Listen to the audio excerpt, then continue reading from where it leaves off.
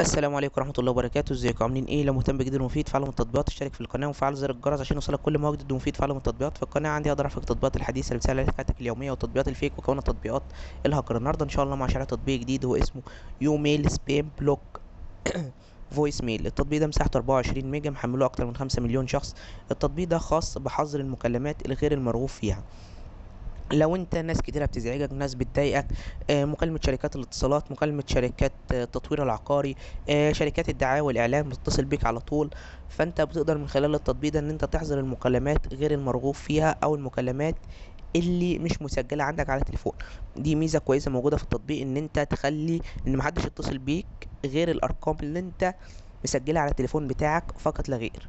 ده في حالة ان انت مش حابب ان اي رقم، حتى لو حد يعرفك بس بيكلمك من رقم تاني، ما يوصلكش. حابب ان الارقام اللي عندك بس هم اللي يتصلوا بيك. غير كده انت بتقدر ان انت تحذف تحذر بقى المكالمات اللي انت بتكون شايفها مزعجة يعني بالنسبة لك، اللي هي بتاع الشركات الدعاية والإعلان أو المعاكسات أو الحاجات دي.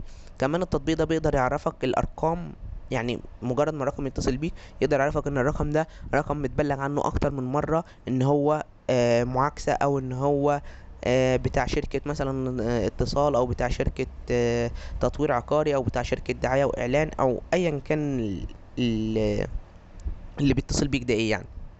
فهو مش بيخليك تعمل حظر للرقم اللي غير مرغوب فيه بس، لا هو بيخليك تعمل حظر بالاضافه لانه بيعرفك الرقم من قبل ما يتصل بيك ان الرقم ده رقم مزعج، والرقم ده رقم ناس كتير اشتكت منه. فانت بمجرد ما بتعرف كده انت بتحذر الرقم على طول من غير ما ترد عليه يعني، او تتكلم معاه.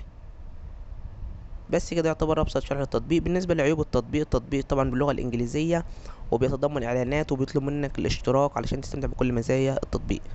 ده يعتبر ابسط شرح للتطبيق بالنسبه للمزايا والعيوب. لو عجبك شرح التطبيق يا ريت تدوس لايك للفيديو. لو عايز شرح التطبيق معين يا ريت تسيب لي في الكومنت. لو شفت ميزه او عيب للتطبيق في تحديث من التحديثات القادمه اكتبها في تعليقات الفيديو. شكرا، سلام عليكم.